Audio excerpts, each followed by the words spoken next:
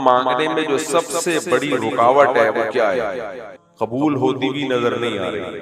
سیٹھ صاحب سے پیسے مانگو گے 50% چانس ہوگا دے دے دے.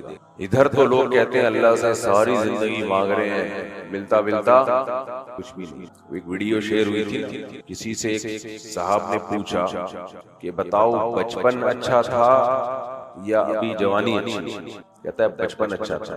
کیوں اچھا تھا جی بچپن؟ کہہ رہے ہیں بچپن میں پیسہ نہیں تھا لیکن سکون تھا. اس سے کہا اس کا مطلب اب پیسہ ہے لیکن سکون نہیں ہے. کہتا نہیں، اب دونوں ہی نہیں. اب نہ پیسہ ہے نہ سکون. کیا اس نے کبھی دعا نہیں مانگی ہوگی اللہ سے پیسہ یا سکون کے لیے؟ تو دعا منگوانے میں دیکھو، جب کسی چیز کی جب تک موٹیویشن نہ ہو آدمی وہ کام کرتا ہے. آپ یہاں جمعہ پڑھنے آئے تو کچھ تو سوچ کے آئے ہوئے اللہ خوش ہو جائے گا. جمعہ جو پڑھنے آئے وہ تو اللہ کے لیے.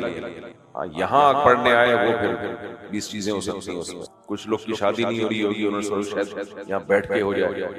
کچھ بیزار ہوں گے بیگم سے، 20 قسم کے مسائل ہوتے ہیں لوگوں. تو انسان کو کوئی تو چیز ہے نا جو ابھارتی ہے کسی کام پہ. تو ہم مانگتے کیوں ہیں کسی سے؟ اس لیے کہ ہمیں یہ امید ہوتی ہے کہ یہاں سے کچھ مل جائے. جب بالکل نا امیدی ہو کہ کخ بھی ملنے والا نہیں ہے، پھر نہیں مانگتا انسان.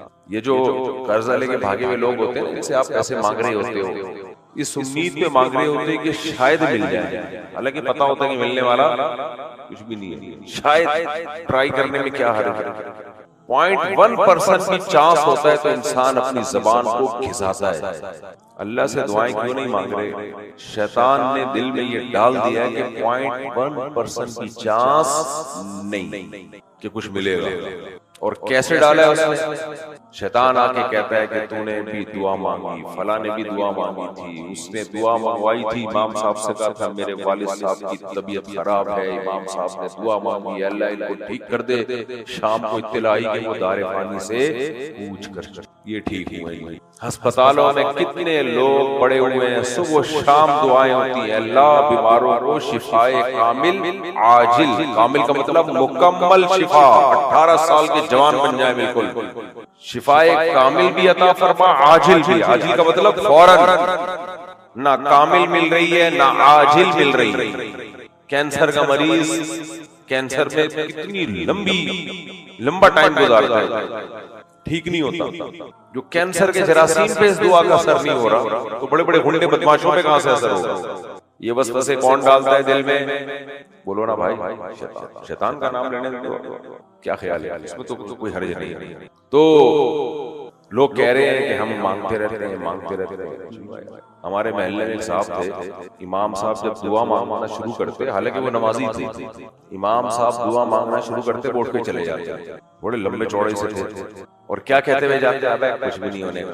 حالانکہ تو کفر ہے اس طرح کی باتیں کرنا. لیکن بس میں نہیں کہہ رہا کہ وہ کافر ہو گئے تھے، ہوگا ان کے دل میں کہ شاید ہم لوگ اس قابل نہیں ہیں کہ ہماری دعائیں قبول ہوں. کافر ہوتے تو نماز پڑھنے نہ آتے، لیکن بہرحال جملہ بہت غلط تھے. تو ہم نے چونکہ علماء سے سنا ہوا تھا ایسے نہیں بولنا چاہیے، بال اڑ کے چلے جاتے ہیں کچھ نہیں ہوتا. اچھا، ان بیچاروں کی موت کیسے ہوئی؟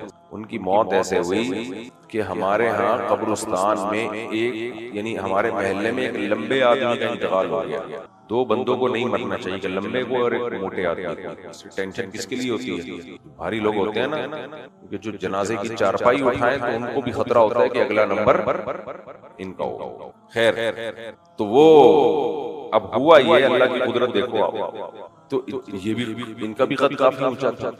گورکن نے جب قبر کھودی ہے تو وہ چونکہ ان کے ریلیٹیو تھے تو گورکن نے کہا کہ بھائی آپ جتنا قد ہے ذرا لیٹ کے دیکھیں اس قبر کے اندر کہ پورے آتے ہیں کہ نہیں آتے. تو یہ لیٹ گئے اور پھر اٹھ گئے. ابھی لیٹے پورے نہیں، یعنی لیٹے پھر اٹھ گئے کہ ہاں بھائی ناپ کی خبر ہے. گورکن نے کہا چلو آپ جتنے قد ہے ان کا تو ناپ کی خبر ہے، ماشاءاللہ. آپ اللہ کی قدرت دیکھو، ان کا انتقال ہو گیا اسی رات. اور جو پہلی والی میت تھی گاؤں سے فون آ گیا کہ ان کو ہمارے ہاں پہنچائیں. ان کو کہاں پہنچائیں؟ گاؤں میں. ہم یہاں کراچی میں دفن نہیں کرتے. ان کی ڈیڈ باڈی چلی گئی گاؤں، اور یہ جو لیٹ کے چیک کر رہے تھے ان کو وہی خبر نصیب ہوئی. حالانکہ صحت مند آدمی تھا. یہ نہیں کہہ سکتے کہ ان کے دل میں کوئی خوف بیٹھ گیا تھا نا.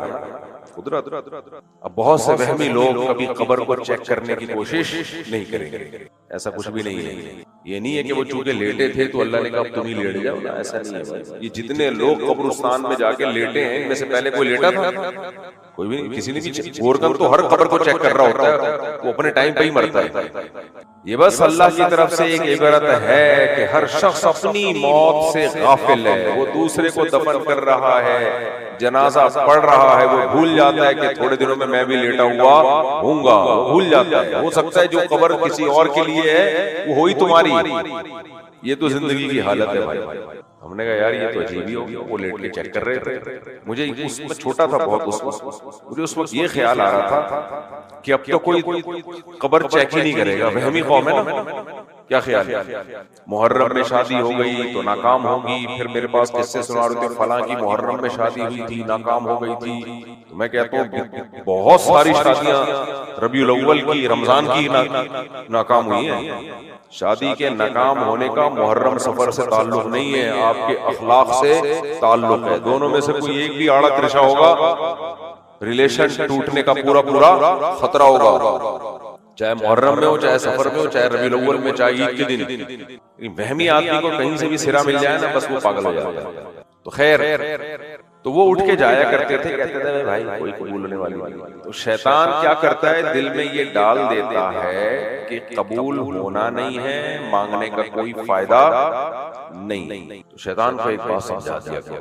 ویسے تو شیطان میرا بیان بھی سن رہا ہوگا, لیکن اس کو پتا ہے پہلے سے سب کچھ, تو اس لیے وہ وسوسے ڈالتا ہے دل کے اندر. وسوسے یہ ڈالتا ہے کہ قبول نہیں ہو رہی, قبول نہیں ہو رہی. خود سوچو, اللہ اگر دعا قبول ایسے کرنا شروع کر دے کہ آپ نے دعا مانگی ہے اللہ یہ میرے ابا ٹھیک ہو جائیں, ابا ایک دم ٹھیک, اے اللہ میری والدہ کو شفا دے دے, اماں ایک دم ٹھیک, تو پھر تو کافر, ہندو, سکھ, مسیحی سارے اور مسلمان سب مسجدوں میں آگے بیٹھ جائیں گے, یا اللہ یہ کر دے ٹھک.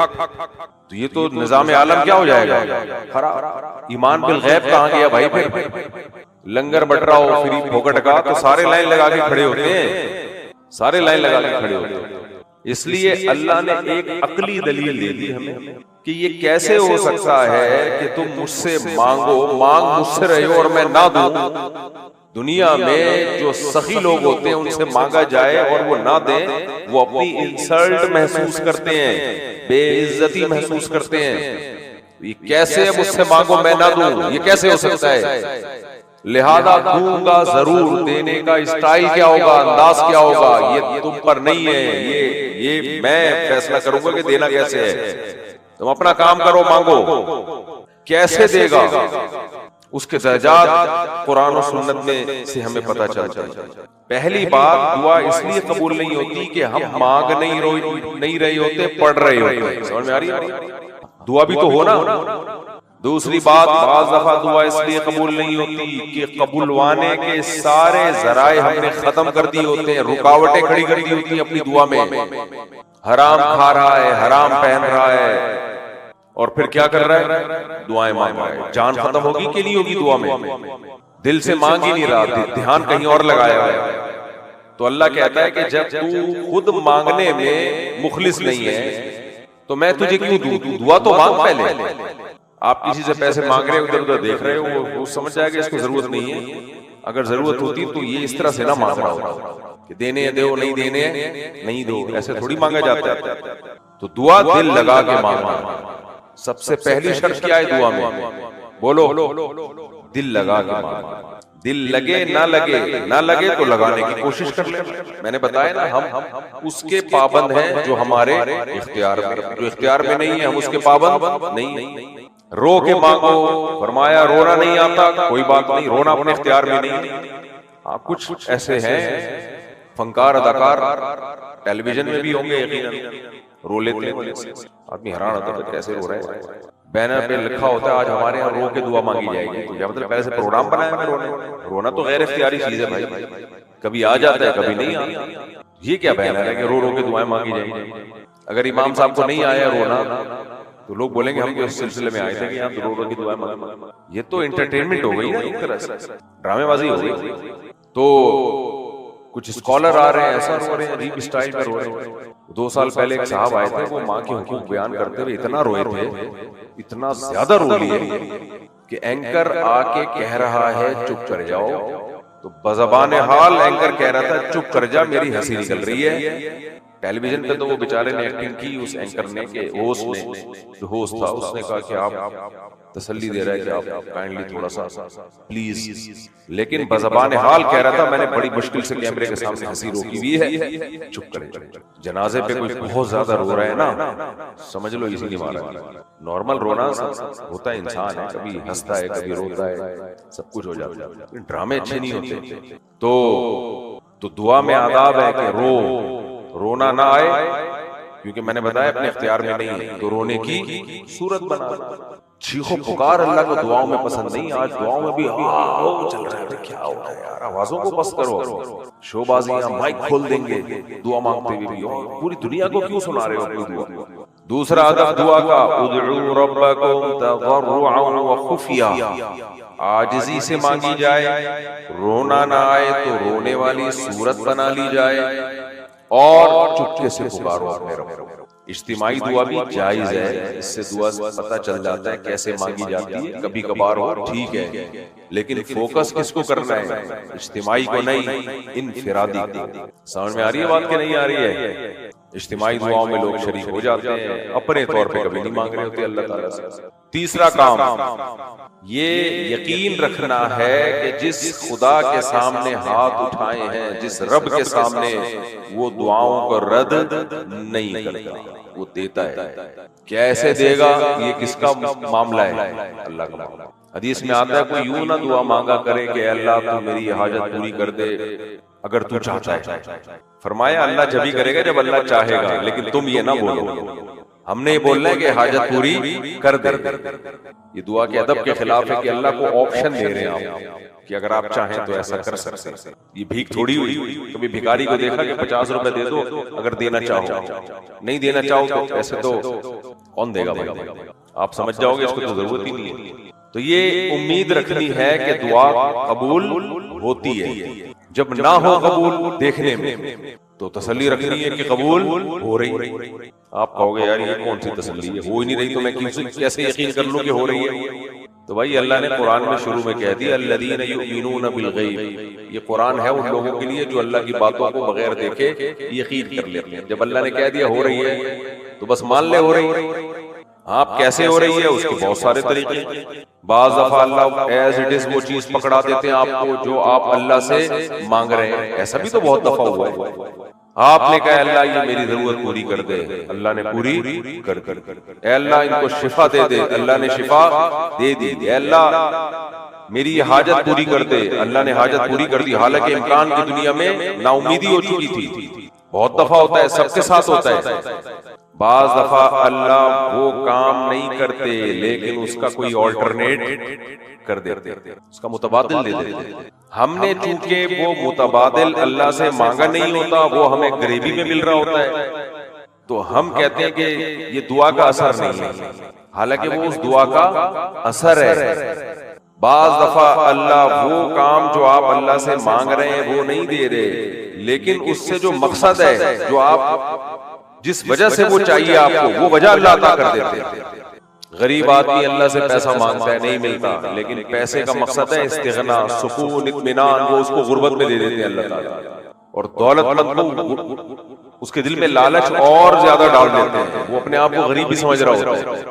بتاؤ ایک پیسے والا آدمی جو اس ٹینشن میں ہو اور اس کے دماغ میں یہ بات بیٹھ جائے کہ میرے پاس پیسہ نہیں ہے اور اس کی وجہ سے بے سکون ہو، اس سے وہ غریب اچھا نہیں ہے جو یہ سمجھتا ہو کہ میرے پاس میری ضرورت سے زیادہ ہے. تو سکون میں کون ہوگا؟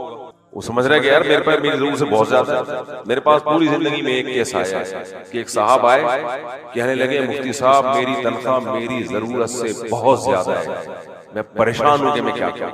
میں نے کہا خاندانی آدمی ہے بھائی، اور حقیقت یہ ہے کہ خدا کی قسم جو ہمیں اللہ دے رہا ہے ہماری ضرورتوں سے زیادہ نہیں، بہت زیادہ، بہت سے بھی زیادہ ہے. عادت پڑ گئی ہے کھا کھا کے ہمیں اتنی ضرورت تھوڑی ہے جتنا اللہ میں کھلا رہا ہے. افطاری میں دیکھ لو آپ آج کل کیا چل رہا ہے افطاری میں. صحابہ تو کھجوریں ہوتی تھی پانی بس. ہمارے ہاں پھلوں کے خربوزہ الگ ہے, فلاں پھل الگ ہے, فلاں, اور اس کی چاٹ الگ ہے, سارے ملا کے چمچ سے کھا لو. ایک ہی چمچ میں چیکو کا مزہ بھی آ رہا ہے, اسی میں آم کا مزہ بھی آ رہا ہے, آم تو نہیں آج کل, اسی میں خربوزہ بھی آ رہا ہے, اور کیا کیا آ رہا ہے. میں تو کھاتا نہیں, تو صرف سموسے پکوڑے فوکس کرتا ہوں. میں افطاری میں پھل بالکل نہیں کھاتا. پھل خالی پیٹ کھانے کی چیز نہیں ہے. پھل یا تو سیب ہو وہ ٹھیک ہے خالی پیٹ, خربوزے تو جا کے ایسے پھسل رہے ہوتے ہیں. کچھ سوچو, سارا دن کا بھوکا آدمی خربوزہ جا کے کیا کرے گا. خربوزہ سامنے رکھ دیتا ہوں دوسروں کے سامنے, تم کھاؤ خربوزہ. فوکس کس کو کرنا ہے؟ پکوڑے کا نوالا جب پیٹ میں اترتا ہے نا, پتہ چلتا ہے کہ کچھ پیٹ میں گیا ہے. پکوڑا ہلکی انگریز کو کھلاؤ, پکوڑا کسی صحیح بنا ہوا ہو نا, ہری مرچیں بھی ہو اس میں.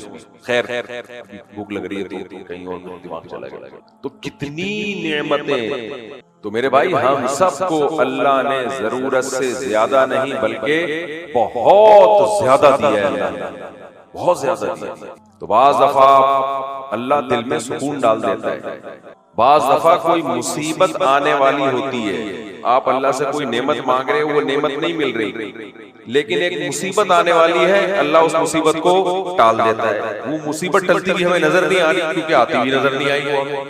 اگر وہ آ جاتی تو ہم ساری پریشانیوں کو چھوڑ کے, ساری نعمتوں کو چھوڑ کے کہتے ہیں اس کو ٹال دیں ہم سے.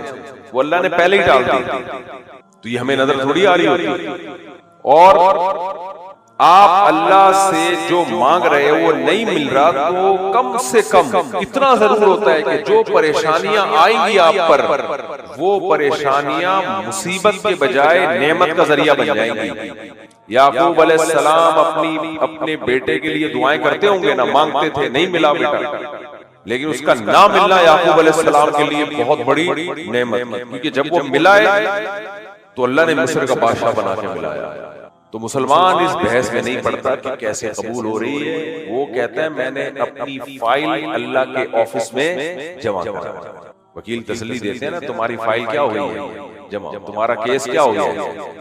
بھائی آپ نے کوئی گورنمنٹ کو درخواست دینی ہے, کہتے ہیں آپ کا کیس فائل ہو گیا ہے, بس تسلی سے بیٹھے. انہوں نے پوچھا ہے مسئلہ کہ یہ جو لڑکے ہاتھ سے خواہش پوری کرتے ہیں جائز ہے یا نہیں, حرام ہے ناجائز ہے. اللہ تعالیٰ نے قرآن میں صاف کہہ دیا الا علی ازواجہم او ما ملکت ایمانہم, بیوی کے سوا خواہش پوری کرنے کا کوئی راستہ آپ کے پاس نہیں. اچھا, ڈاکٹر تصویر کے ایک رخ کو دیکھتا ہے, شریعت تصویر کے تمام رخوں کو دیکھتی ہے. ڈاکٹر کہہ دے گا بھائی ریلیکس ہونے کے لیے کر لو وغیرہ وغیرہ, ہو جائے گا وغیرہ. بھائی اس کے دو نقصان ہوں گے, ایک سوسائٹی کو, ایک آپ کی باڈی کو. ڈاکٹر نا ہر چیز کو مادی اعتبار سے دیکھ رہے ہوتے ہیں. ایک ڈاکٹر کی میں نے کتاب پڑھی, وہ کہتے ہیں اس میں کوئی نقصان نہیں ہے, آپ اپنا ٹیسٹ کرائیں بلڈ کا, اس کام سے پہلے اور کام کے بعد کرائیں تو کوئی خون کی کمی نہیں ہوتی, کوئی کمزوری نہیں ہوتی. بھائی یہ کیا پاگلوں والی باتیں کر رہے ہو یار, یہ کوئی طریقہ ہے کہ بلڈ ٹیسٹ کرواؤ؟ تو میں ایک مثال دیتا ہوں. لوط علیہ السلام کی قوم لڑکوں سے بدفعلی کرتی تھی. جب لوط علیہ السلام نے اللہ کے عذاب سے ڈرایا, لوط علیہ السلام نے کہا عورت سے نکاح کرو, تو قوم نے کیا کہا, ہمیں عورتوں سے نکاح میں کوئی دلچسپی بولو نہیں. اس کا مطلب مردانہ لحاظ سے زیرو ہو گئے تھے کہ نہیں ہو گئے تھے؟ کیا خیال ہے؟ جب کسی کو عورت میں دلچسپی ختم ہو جائے, اس کی شادی ہو اور اس کو دل ہی نہ چاہے وہاں جانے کو, تو یہی تو مردانہ کمزوری ہے. حالانکہ ان کا بھی بلڈ ٹیسٹ کراتے تو بالکل رپورٹ کلیئر آتی. کیا خیال ہے؟ اس سے پتا چلا ہے کہ یہ گیم کس کا ہے. جو سیکشولی ویک ہوتے ہیں نا, جسم سے زیادہ یہ کھیل کس کا ہوتا ہے؟ کھوپڑی کا ہوتا ہے. اب لوط علیہ السلام کی قوم میں کیا کون سے وٹامنز کی کمی تھی جو ان کو عورتوں میں دلچسپی کم ہو گئی؟ بھائی وٹامن کی کوئی کمی نہیں, بڑے پاورفل لوگ تھے. بات یہ کہ اپنی خواہش کو غیر فطری طریقے سے جب پورا کیا تو ادھر ہی سیٹ ہو گئے تھے. پھر وہ نہیں آئی میرا خیال ہے. وہ سیٹ کہاں ہو گئے؟ اسی پہ سیٹ ہو گئے. تبھی یہ جو لڑکوں سے بدفعلی کرتے ہیں نا, یہ کم بخت مردانہ لحاظ سے زیرو ہو جاتے ہیں. وجہ اس کی کہ مینٹلی طور پر ادھر ہی سیٹ ہو جاتے ہیں. تو اب جو ہاتھ سے اپنی خواہشات پوری کرتے ہیں, آہستہ آہستہ مینٹلی طور پر سیٹسفائی وہیں سے ہونا شروع ہو جاتے ہیں. پھر وہ باڈی اس پہ سیٹ ہو جاتی ہے. تو یار ایک باڈی کو اللہ نے بنایا، مرد کو عورت کے لیے بنایا، عورت کو مرد کے لیے بنایا، وہ کسی اور ذریعے سے کریں گے تو شادی کے بعد پھر وہ ڈسٹرب ہوں گے، اس میں وہ سیٹسفائی نہیں ہوتا آدمی، جو ان چیزوں سے بچتا ہے اس طرح سے سیٹسفائی نہیں ہوتا۔ میرے سامنے ایسے بھی کیس آئے ہیں، شادی ہو گئی لیکن وہ کہہ رہے ہیں ہم یہی کام کرتے ہیں تو ہم سیٹسفائی ہوتے ہیں، بیوی پہ نہیں ہوتے سیٹسفائی ہوتے ہیں۔ اس سے بڑی کیا زندگی میں تباہی ہوئی؟ تو اس لیے تصویر کے ایک رخ کو دیکھا جاتا ہے، دوسرے کو رخ کو دیکھا نہیں جاتا۔ اور دوسرا سوسائٹی کو خرابی کیا ہوتی ہے؟ اللہ نے مرد میں یہ شہوت اس لیے مسلط کی ہے کہ مجبور ہو کے شادی کرے وہ۔ اس سے کیا ہوگا سوسائٹی کو فائدہ؟ اللہ کی کسی بندی کو ٹھکانہ مل جائے گا نہ چاہتے ہوئے بھی۔ سمجھ میں آ رہی ہے بات؟ یہ کہے گا میں خرچے نہیں اٹھا سکتا، میں یہ نہیں، لیکن مجبور ہو کے کیا کرے گا؟ اس کی ایک مثال دیتا ہوں۔ ایک آدمی روٹی کا تندور لے کے بیٹھا ہوا ہے روٹی بیچنے کے لیے۔ آپ کو پتا ہے آج کل روٹی کا ریٹ کیا چل رہا ہے؟ 20 روپے۔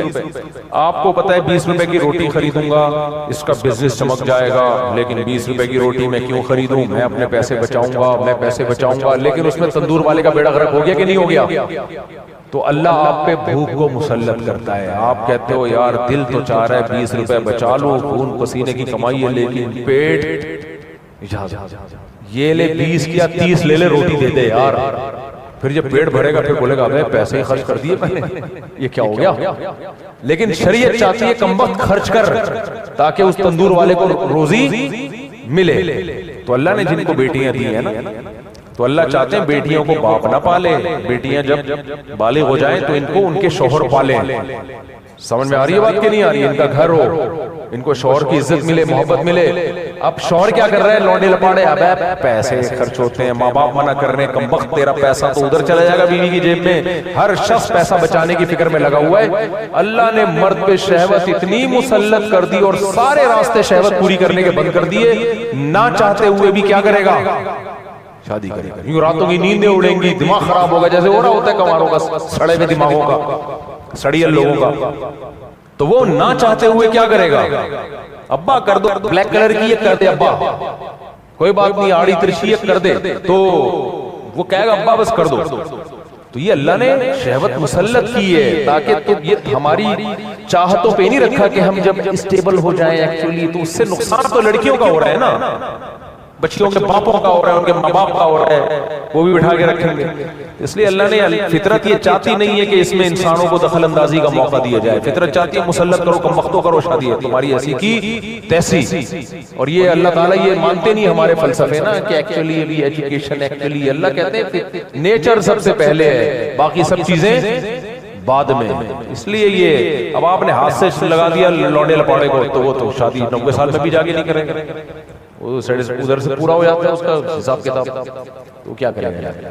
تبھی تو دیکھو 40 سال کے بڈھے ہو گئے، پتہ نہیں آدمی، ہم کہتے ہیں یار تم کم وقتوں برداشت کیسے کر رہے ہو تم؟ ہمیں کیا پتا ہوتا کس طرح سے برداشت کر رہے تھے، تو وہ کہیں اور سیٹ ہو گئے۔ ایسے لوگوں پر میں کہتا ہوں ادھر ہی سیٹ رہو، کیا ضرورت ہے؟ اب ادھر ہی رہو، اب ادھر آنے کی ضرورت نہیں، اسی پہ سیٹ ہو جاؤ۔ اس لیے میرے بوئی سے اب سنو، جمعے کے 2 فرض سے پہلے ظہر کی فرض پڑھ سکتے ہیں۔ ظہر کے فرض جائز نہیں ہے جمعے کے دن، اگر قضا ہو گئے ہیں تو پھر تو ٹھیک ہے، ادروائز نہیں پڑھ سکتے۔ ایک منٹ یہ پرچے مکمل کر دوں۔ ہمارے کرکٹر پر اعتراض کیا جا رہا ہے کہ یہ لوگ شادی سے پہلے اچھے کرکٹ کھیلتے تھے لیکن بعد میں پرفارمنس نہیں دے رہے، ان کو شادی نہیں کرنی چاہیے تھی۔ یہ بہت سارے کرکٹر پر سوال ہوتے ہیں۔ انضمام الحق جو تھا نا، جب ہمارا تھا تو بہت تیز بھاگتا تھا، شادی ہو گیا کہتے رن آؤٹ ہونا شروع ہو گیا، مشہور تھا۔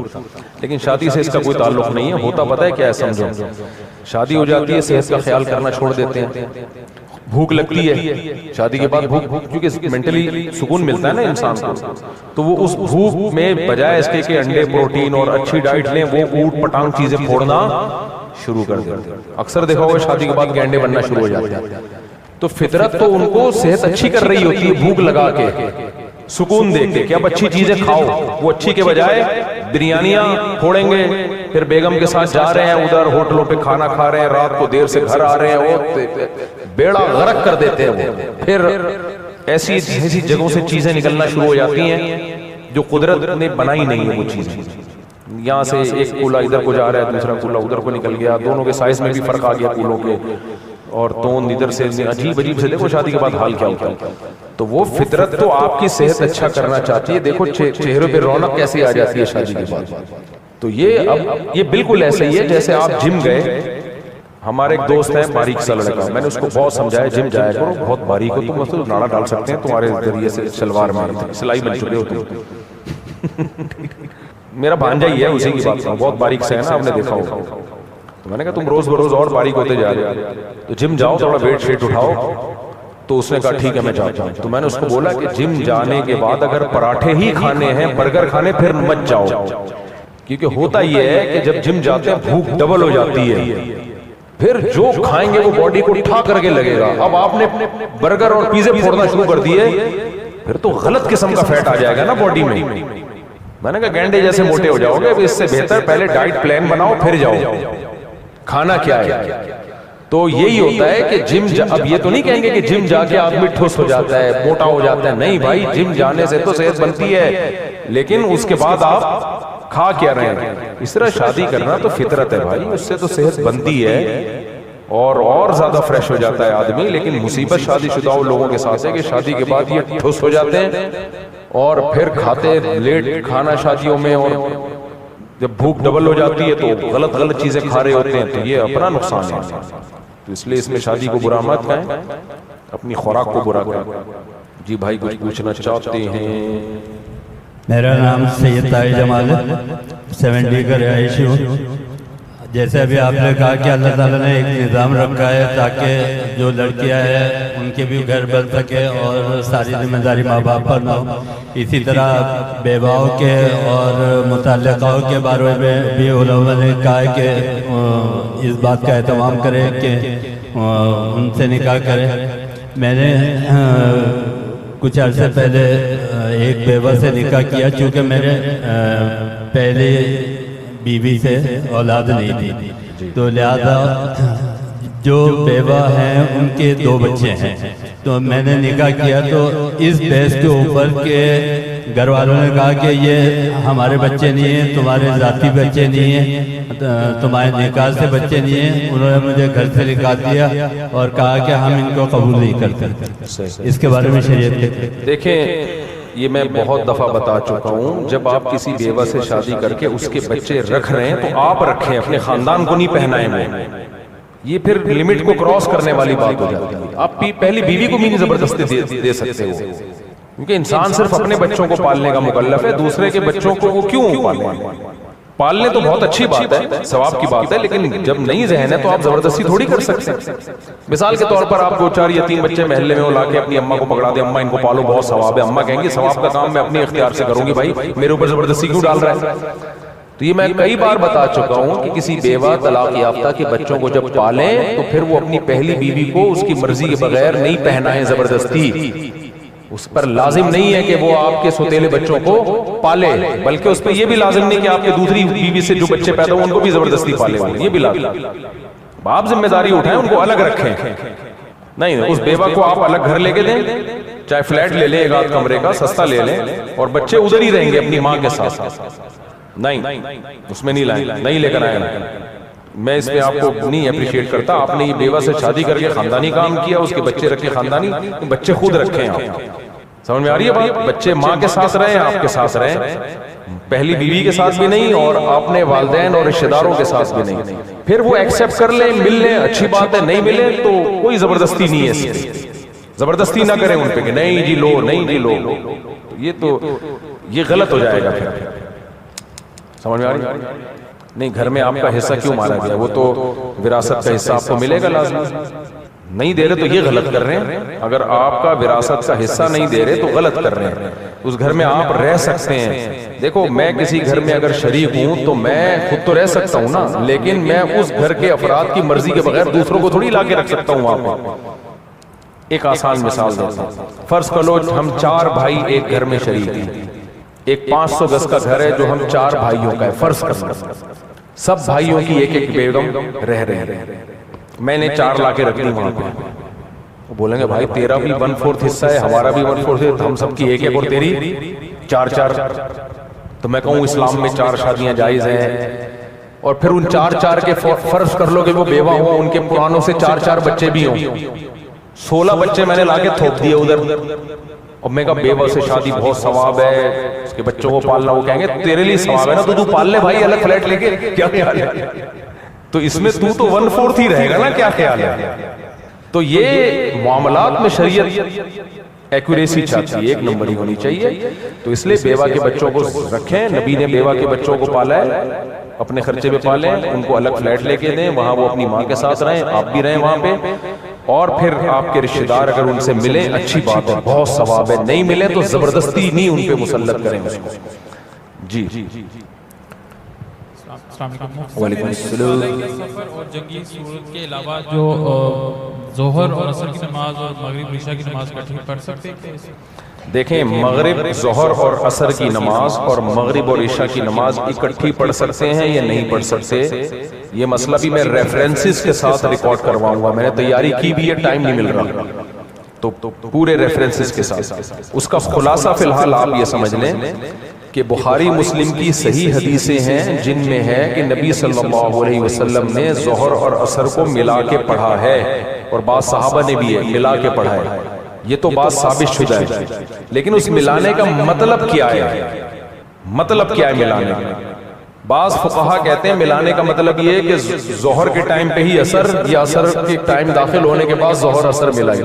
امام ابو حنیفہ اور آپ کے دونوں شاگرد اور عبداللہ بن مسعود رضی اللہ تعالیٰ عنہ کہتے ہیں یہ نہیں ہے، ہرگز نہیں. عبداللہ بن مسعود صاف طور پر بخاری کی حدیث ہے کہ نبی نے کبھی دو نمازیں اکٹھی نہیں پڑھی ہیں. اکٹھی کا مطلب وقت میں داخل کر کے، سوائے حج کے موقع پہ.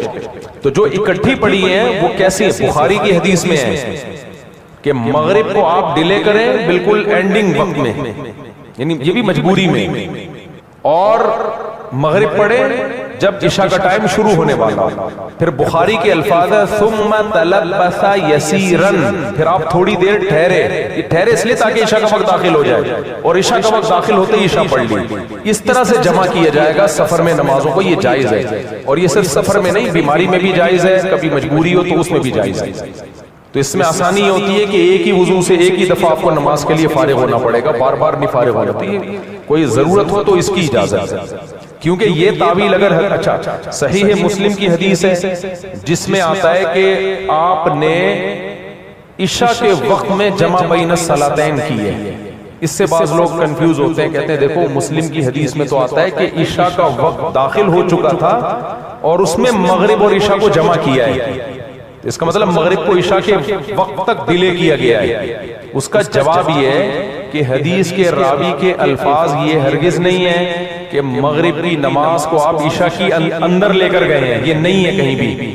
بلکہ اس کا مطلب راوی کا یہ ہے کہ جو جمع کا عمل کمپلیٹ ہوا ہے نا، اکٹھے کرنے کا عمل، وہ عشاء کے ٹائم پہ ہوا ہے، کیونکہ عشاء کے وقت کے اندر پڑھی گئی ہے.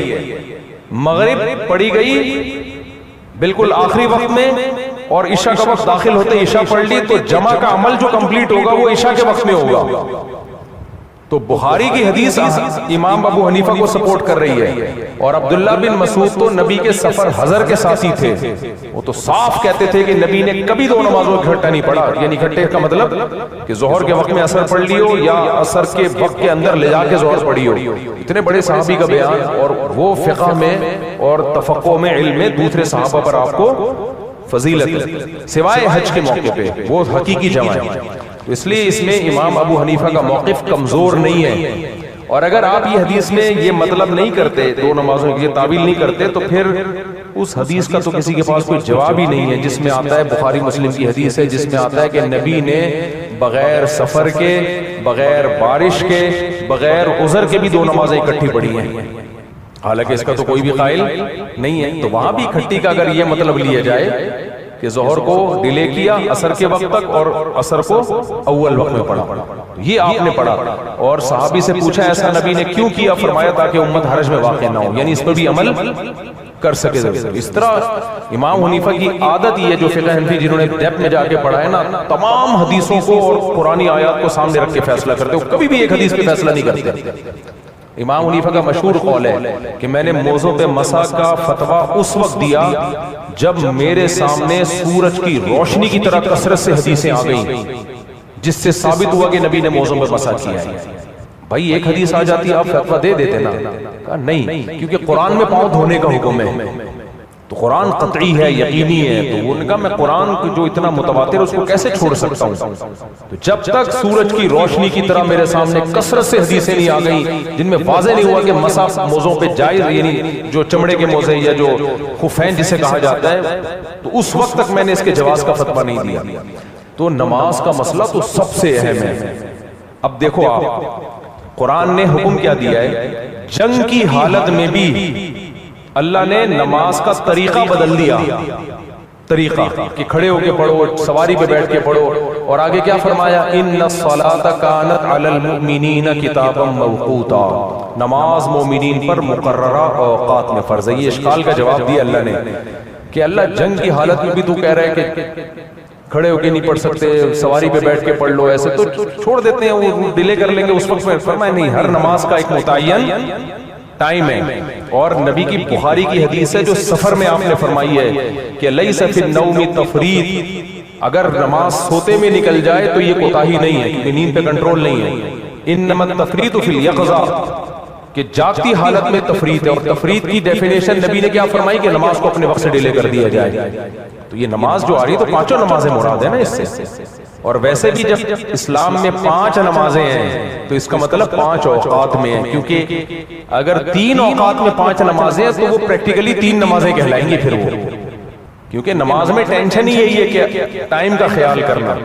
اور اگر عصر کو ظہر کے ساتھ پڑھنا جائز ہوتا تو پھر قرآن یہ کیوں کہتا حافظوا علی الصلوات والصلاۃ الوسطی، نمازوں کی حفاظت کرو، خصوصاً درمیانی یعنی عصر کی نماز۔ پھر اس کی حفاظت کیا ہے؟ یہ حفاظت اس لیے کہ اس کا ٹائم شارٹ ہے، تو اگر یہ ظہر کے وقت میں ہی عصر کا بھی ٹائم شروع ہو جاتا ہے اور مغرب سے تھوڑی دیر پہلے تک ظہر عصر دونوں کا ٹائم رہتا ہے، تو پھر اتنی امپورٹنس کیوں دی جا رہی ہے عصر کو؟ ہے بھائی، اتنی امپورٹنس کیوں دی جا رہی ہے کہ اس کی خاص حفاظت کرو؟ تو ان تمام دلائل کو جب آپ سامنے رکھو گے، ترازو کی پلڑے میں رکھو گے، تو امام حنیفہ کا موقف اس میں بہت مضبوط ہے۔ اور ویسے بھی اسلام میں توحید کے بعد سب سے اہم حکم ہے کیا؟ نماز ہے، تو اس میں کمزور بات پہ چھوڑا نہیں جائے گا نمازوں کو اس طرح کے۔ اور اہل حدیثوں نے تو یہاں تک بھی فتوے دیے، شاپنگ کے لیے جانا ہے ظہر کے ساتھ عصر پڑھ لو، اور سعودی عرب میں کر رہے ہیں لوگ اس پہ، شاپنگ کے لیے جانا ہے ظہر کے ساتھ عصر پڑھ لو، دیر ہو رہی ہے تو مغرب کو عشاء کے ساتھ پڑھ لو۔ بھائی نہیں، ایسا نہیں ہے۔ یہ بخاری کے الفاظ یاد رکھیں، مغرب کو ڈیلے کیا، ثم تلبث یسیرا، مغرب پڑھی، تھوڑی دیر ویٹ کیا، پھر عشاء